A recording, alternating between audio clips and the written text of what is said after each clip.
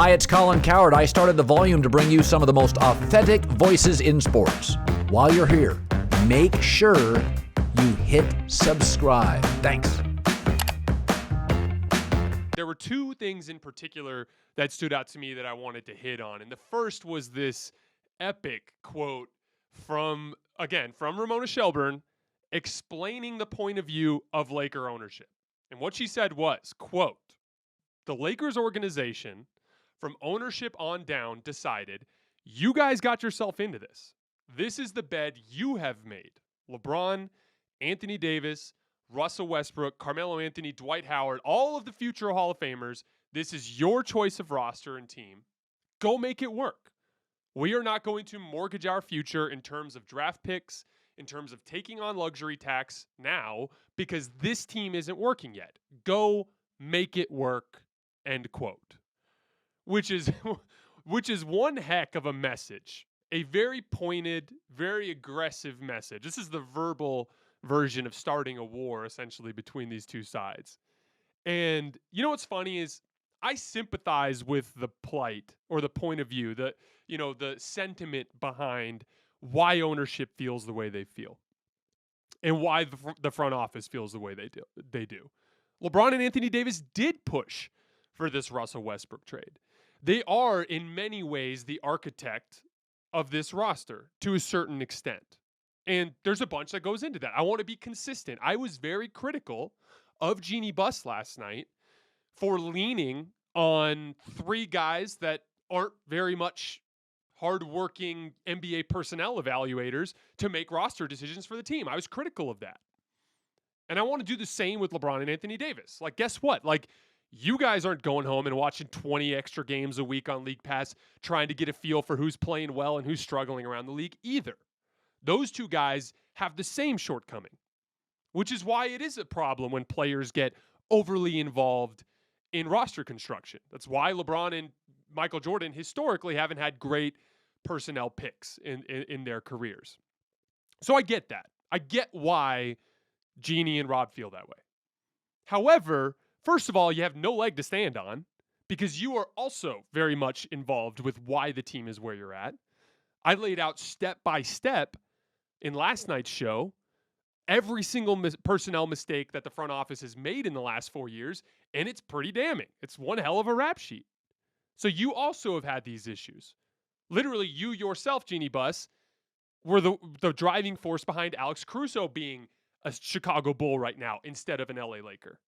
Even though Alex Caruso is the exact archetype of the type of player that the Lakers were desperately searching for last week during the deadline.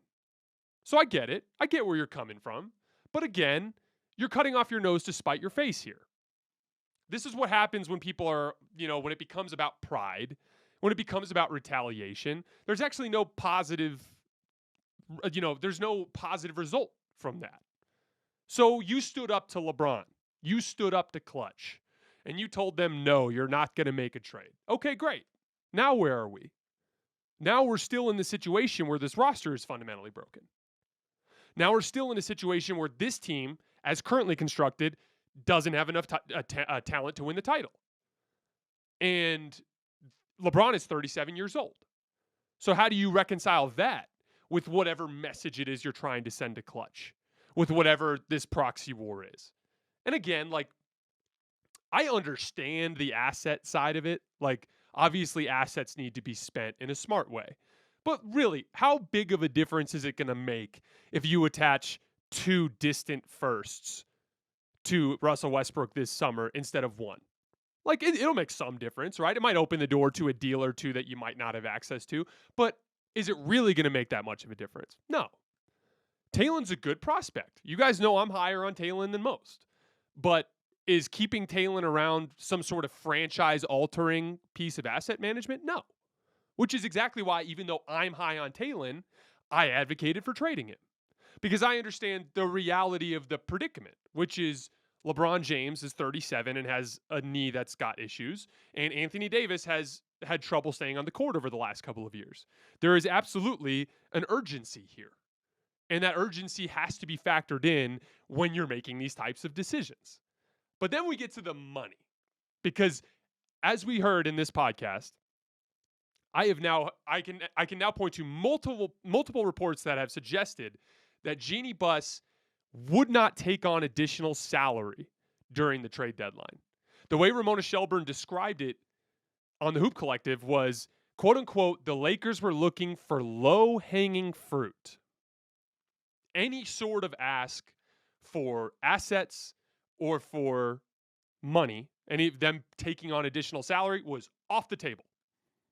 It went so far as Dave McMenamin reported there was a framework of a deal that would have sent John Wall and Christian Wood to the Lakers. And everything was set, but they didn't want to take on the money.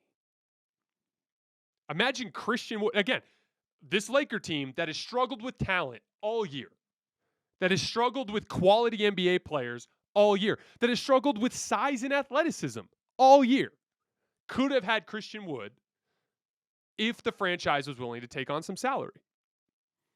And again, like, I understand money doesn't grow on trees. You can't just spend recklessly. But I have a really hard time sympathizing with the ownership groups in the NBA, even the ones that aren't as wealthy as some of the bigger names that we have around the league. Just because you're not Steve Ballmer doesn't mean you can't afford luxury tax. Over the course of the time that Jeanie's been involved with the Lakers, that franchise has increased in value by billions, with a B, billions. So you're going to have a hard time getting me to sympathize with a short-term financial plight when this has been a great arrangement for you and your family. And you have a responsibility as the person shepherding literally the most famous franchise in NBA history through this era. And if there was one time to maybe pony up a little bit, it would be when LeBron James is 37 and on your team and still playing at a level like the best players in the league.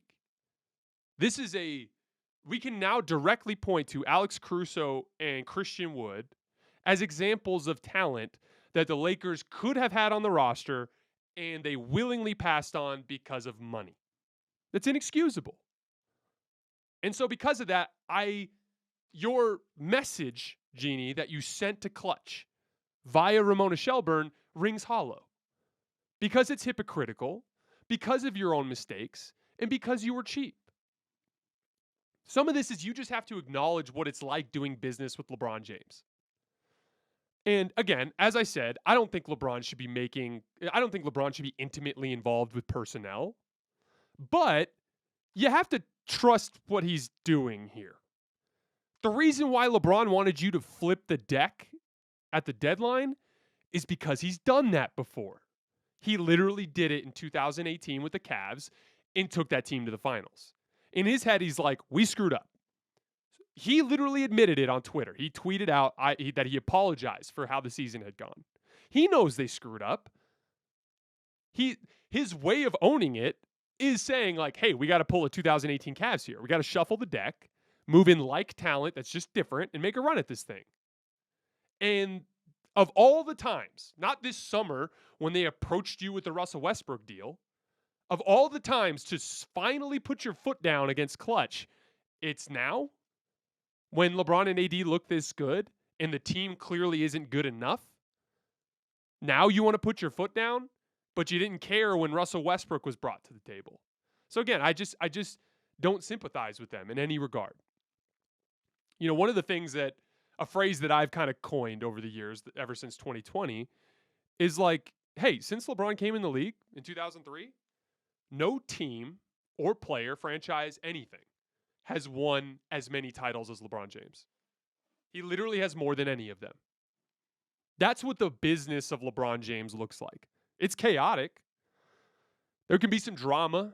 There can be ups and downs. There can be turmoil. There can be change. But it is, in this era, the most unassailable approach to winning basketball games that exists in the NBA. So at a certain point, you have to just understand that that's what you're in business with and roll with the punches a little bit. And again, like, the fact that they didn't make a trade, just a trade, to try to bring some fresh blood into the room and try to turn things over for the sake of sending a message to Clutch is just cutting off your nose to spite your face. So now where do we go from here? The answer is hopefully that you can convert some of this stuff into usable pieces this summer and try to make another run at this. But again, LeBron is 38.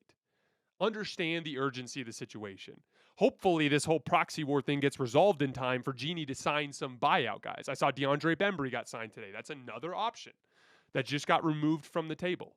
Things are going to just continue to get tighter on that front, and they need to be active. So whatever this is just needs to get resolved.